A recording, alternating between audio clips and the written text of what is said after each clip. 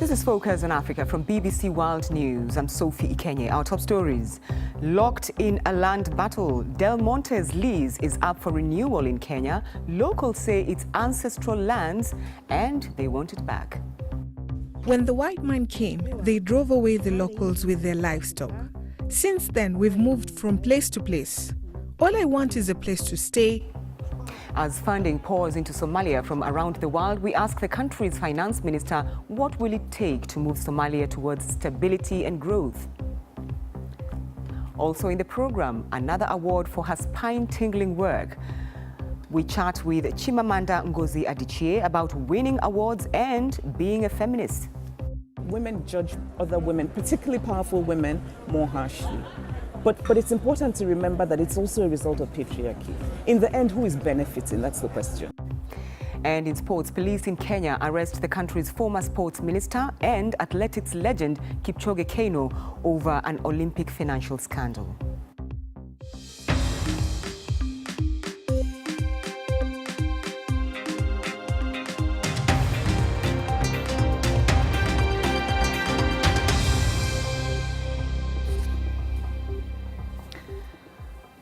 Thanks for joining us on Focus on Africa from BBC World News. Multinational food giant Del Monte is locked in a land battle in Kenya over the renewal of its lease for a giant pineapple farm north of Nairobi.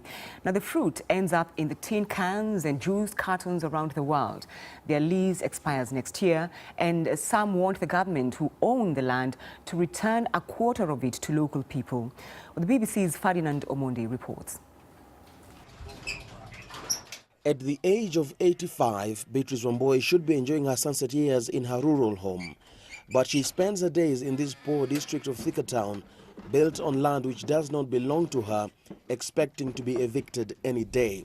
She says it's a familiar story which started many years ago when, as a little girl, she watched colonial settlers drive her family off their property. When the white man came, they drove away the locals with their livestock. Since then, we've moved from place to place. All I want is a place to stay and a place that I'll bequeath to my children, even if it's just a space where they can only lay their heads. Just across from this slum are vast areas of private farmland on which they dare not trespass. This fence here represents the big divide that is the land question in Kenya today. On my left are hundreds of people crammed into small spaces on land which they do not even own. On my right, hundreds upon hundreds of acres owned by a few individuals with the right to this property. It's a thorny issue and a big contrast that has been made largely difficult to solve in Kenya today. Many landless people who live here say this vast plantation was their ancestral land. The ground is currently leased to Del Monte, a multinational company which processes canned fruit. Under Kenyan law, all leasehold land belongs to the state and is renewable upon expiry. The Del Monte lease expires next year, and much of the local community does not want it renewed. How much land Del Monte is talking about? At a public hearing in Thika Town, the National Land Commission listens to public submissions. The majority of the locals want Del Monte to give back some land for housing as part of any renewal deal. They claim the company has about 5,000 acres of land it has never used. Most of their leaders also back a conditional renewal. Yes, you can be renewed. The land that you're occupying, we're utilizing, which is productive, that all can be renewed to Del Monte. But when you have huge tracts of lands which remain idle, I think that doesn't make sense for the company to continue holding on to those lands.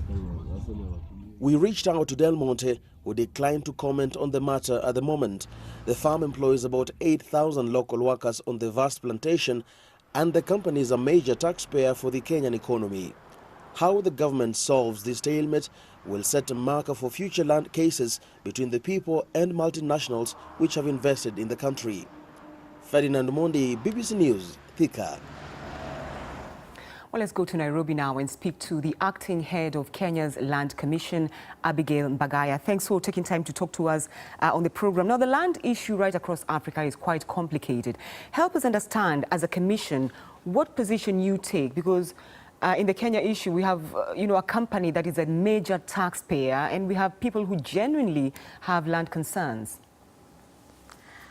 First of all, what I'd like to say is that the government of Kenya is keen to have investment on land, investment in the country that provides and creates employment for the people of Kenya. So as a country, we are keen to do that. We have provisions to do land banking, even to provide more land to other investors who are willing to come and invest in Kenya to spur development and growth and create employment for the people of Kenya. So then when people come out and say, look, we have vast lands that are not being used and we also need to have a bit of that, what, as the Land Commission, what position do you take, for instance? For example, the National Land Commission respects the rule of law. It also respects the sanctity of title. And the sanctity of title in the Republic of Kenya is also respected, and it is guaranteed by the state. So in this case, where people have titles to land, we respect that. But again, what the government is doing is that where we find that we can settle people, we do have settlement programs whereby we specifically cater to settle the landless. And that is being done throughout the Republic. So in this particular case, we've heard that clip earlier. One of the senators, they are talking about conditional renewal of these leases. And then we've had people saying we also need a piece of land. Is that provided for within the Constitution and the land laws in Kenya? Of course it is provided for. If we look at the current laws, we have a very progressive constitution, and we do have new land laws that were developed as a result of the new constitutional framework that we adopted as a country from August the year 2010. Now, the Land Act 2012 provides that the immediate previous owner of a lease, when the lease expires, enjoys a preemptive right on the extension of the lease. What does this mean? It means that if you are an immediate owner of a lease and your lease expires, you have the first right to refuse the extension of lease.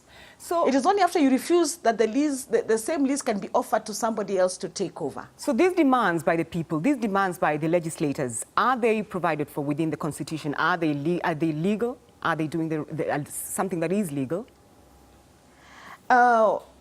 Of course, the leadership in the country can ask for the citizens to be settled.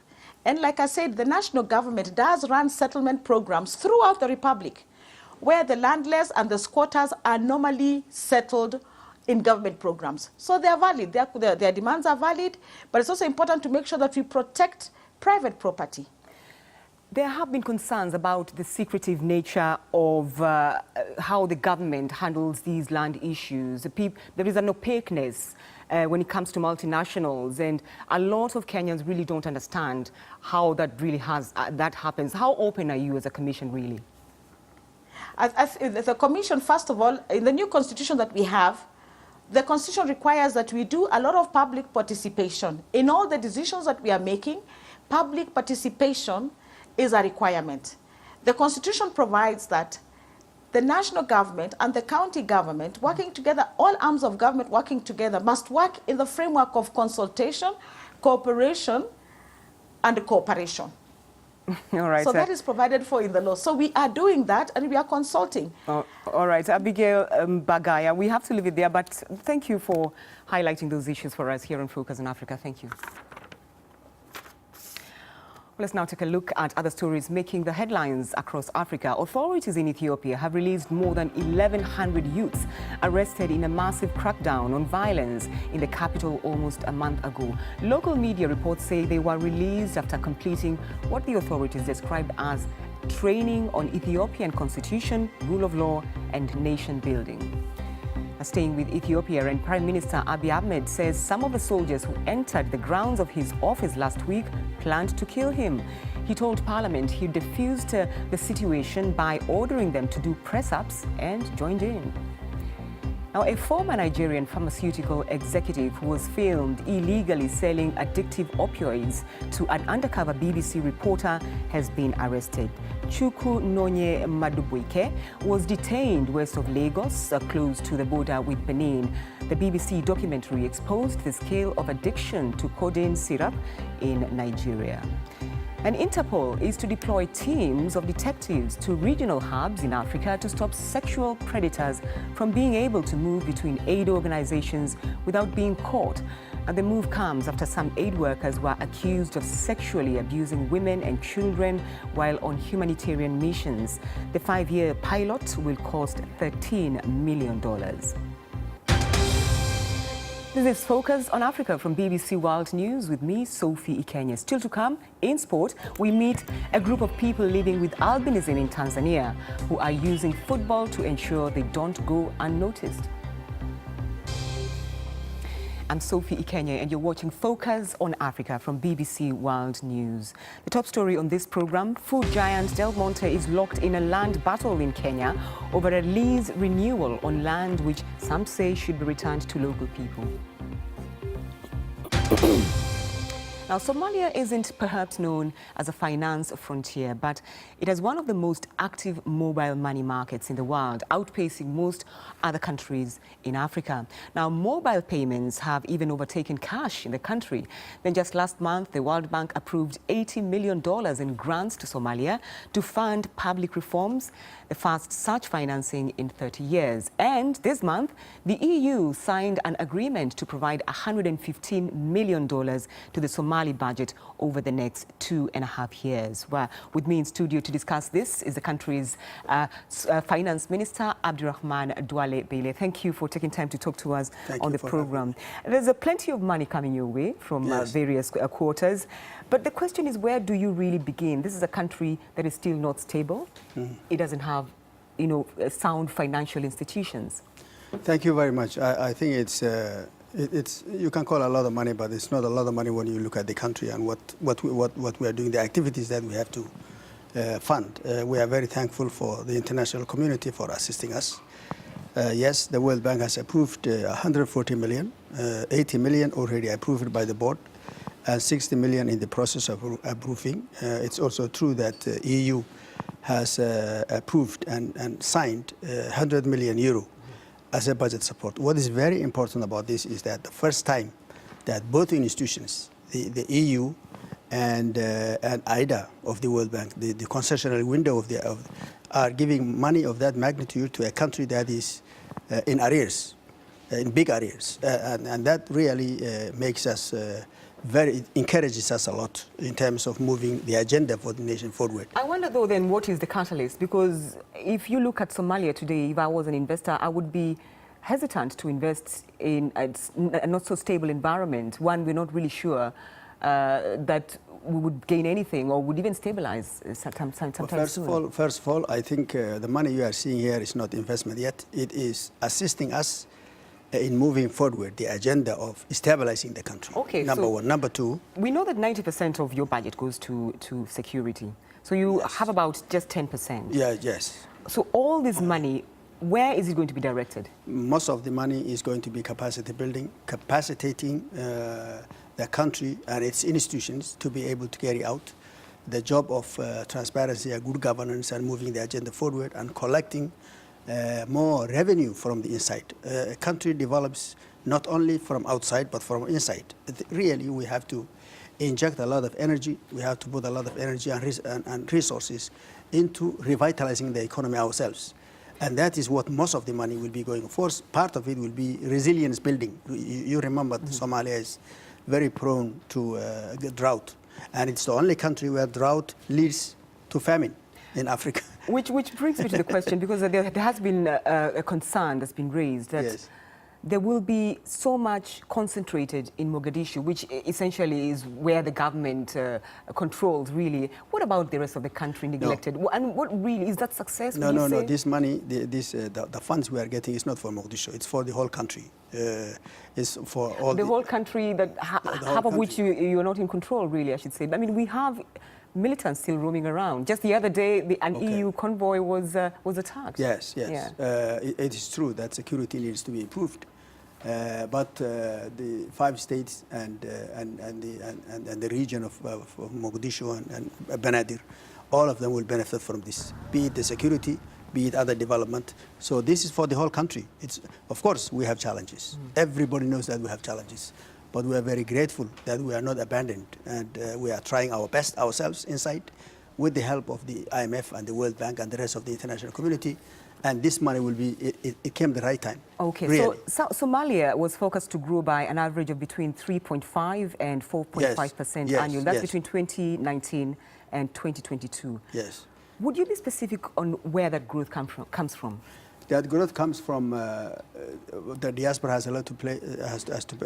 Diaspora has a lot to play with it, on it, and also the businesses. You know, Somali businesses, entrepreneurs are very, very gifted. Mm-hmm. You know the businesses they are doing in Nairobi, businesses they are doing in the rest of the world. Here in London, people come as refugees and turn into businesses, and so most of these things are coming from the ingenuity and the innovativeness of the Somali communities in one side, and on the other side, of course, we are creating some problems in our country. So once we carve out the problem that we have in the country, that's to say the terrorism, I think you are going to see this country reclaim its seat in the international table. All right, we will be watching, of course. Abdurrahman Dualebe, thank you for taking time to talk to us on Thank you very Africa. much. Thank you. I appreciate it. All right. You are watching BBC Focus on Africa. It's time now for some sport with Peter. Many thanks, Sophie. And police in Kenya have arrested the country's former sports minister Hassan Wario and athletics legend Kipchoge Keino over the 2016 Rio Olympics financial scandal. Wario, currently Kenya's ambassador to Austria, and Mr. Keino, who headed the National Olympics Committee, were detained after they turned themselves into the police in the capital, Nairobi, as ordered by the Anti-Corruption Court. The two are amongst a host of officials indicted by the country's chief prosecutor for allegedly misappropriating more than $500,000 during the Rio Olympics. The officials are to be charged with abuse of office. Inflated air tickets, overpaid allowances and embezzlement are some of the accusations facing the officials. Football now, and staying in Kenya, the women's national team will replace Equatorial Guinea at this year's Women's Africa Cup of Nations, and that's according to the Kenyan Football Federation. Two-time winners Equatorial Guinea beat Kenya 3-2 on aggregate in the final round of qualifying before the Kenyans protested over the eligibility of 6 players. The Confederation of African Unity upheld the FKF's protest over one player, Annette Jackie Masemo, who is allegedly of Cameroonian nationality. The 8-team tournament is set to kick off in Ghana on the 17th of November. Ivory Coast striker Wilfred Bony is set to return to first-team training at his club after 8 months on the sidelines. 29-year-old Bony, who is on the books of Swansea, has been out since rupturing his cruciate ligament at Leicester in February. His return has been hindered by a hamstring injury, but now his coach says he's returned to full training and is doing well. Now, in several African countries, people living with albinism are treated like second-class citizens. In fact, in some, they are killed for their body parts, which many believe can bring them wealth. But some of those living with the condition are now trying to change that message through sports. Here's one such story.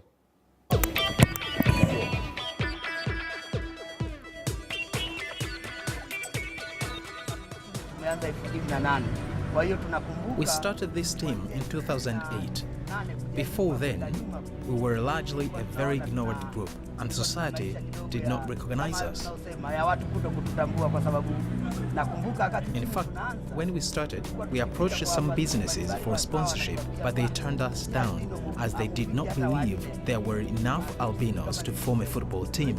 Some claimed we were no more than 4 albinos. It was very difficult to start this team, and we are still struggling because in Tanzania, there is still not enough awareness about people with albinism. Many don't recognize our existence, but we have continued to fight on. And slowly, people are beginning to change their attitude towards us. Because of this team, we are gaining recognition. More people are coming out, and the awareness about the people with albinism has increased. That's evident here in Dar es Salaam. But in the villages, some families hide members with albinism because of stigma. It is part of the reason albinos are attacked and have their body parts removed. There is belief that anything that is hidden has a special value, just like, say, a diamond, and it can make people rich. So through this football team, we are encouraging families who have children with albinism not to hide them, but to get them involved. We are also empowering people with albinism to fully participate in fighting for their right to education, economic empowerment, and health. As you can see, we now train alongside people who are not albinos. They now protect us because they know without us they will lose their training partners. These guys have become our ambassadors out there, and we feel that derogatory language towards us has reduced. And that's all your sports, Sophie. Thank you, Peter. Thank you. Now, over the years, she's become a household name, both for her outspoken manner and her celebrated body of work. Now, Nigerian author Chimamanda Ngozi Adichie has been given an award which honors those who show a fierce intellectual determination to define the real truth of our lives and our societies, end quote. I caught up with her while she was in London recently to receive the 2018 Pen Pinter Prize. Because it's a prize that's in honor of Harold Pinter, who's a man I have admired for a very long time. Not just because of his art, but because of his courage. I admire people who stand up for what they believe in, and he always did. Now, whether you agreed or not was irrelevant.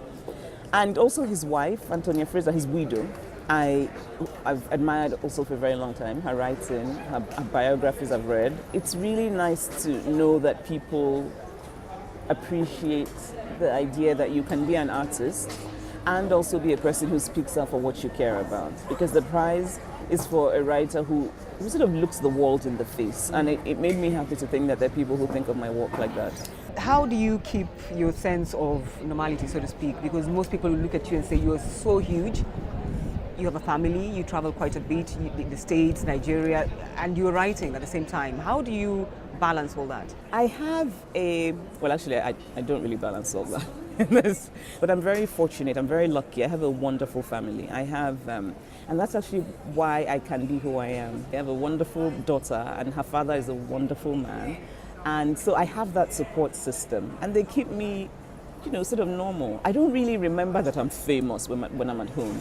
In your 2012 TEDx Houston, you know the one you called "We should be, we should all be feminists." Yes. Quite a controversial line there. It went viral. You may well know that, and you've recently been sounding off the lines. Something like "down with the patriarchy." I wonder how you see this patriarchy within our communities in Africa. Oh, I see it. It's very present. It's very obvious, and I think maybe one of the best illustrations is the kind of automatic hostility that people feel the minute the subject of feminism comes up. So people don't want to engage with it. When I talk about misogyny, it's men and women. It's not. No, I think, and sometimes actually, I think women judge other women, particularly powerful women, more harshly. But it's important to remember that it's also a result of patriarchy. In the end, who is benefiting? That's the question. When women judge other women harshly, it's men who are benefiting. Americana did quite well, and earlier this year we heard from Lupita Nyong'o and Danai, yes, who are intending to do a little series on it. Yes. Do we know anything about that? Do you know any plans? Yes. Danai is writing. She's going to do a screenplay, and I love that she's doing it. And I love Lupita. So she's going to play Femelu. We've agreed that the Nigerian accent has to be done right. Of course. Uh-huh. So I think they start shooting next year, but I don't really have details. But I know that the screenplay is in progress. What about you? How about your next projects, book-wise? Oh, I never talk about what's coming. I'm a superstitious Igbo woman. If I tell you, then the spirits will come and jinx it. Chimamanda there. Had a great chat with her. But that's all from the program. From me and the team, thank you for your company. Bye-bye.